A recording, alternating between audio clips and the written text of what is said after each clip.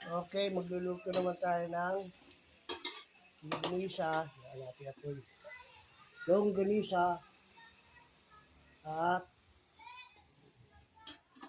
sausage. Pagkain nila. Yan. Yung misis ko namili. Ako ngayon ang mag-isa rito.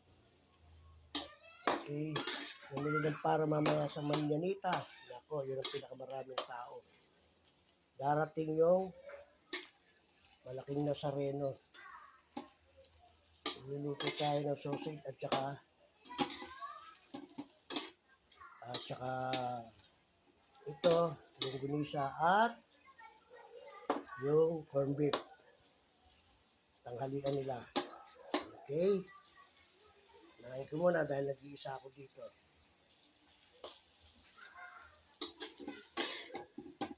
Madami ako i-upload, hindi ko maano, ang dami pala dun.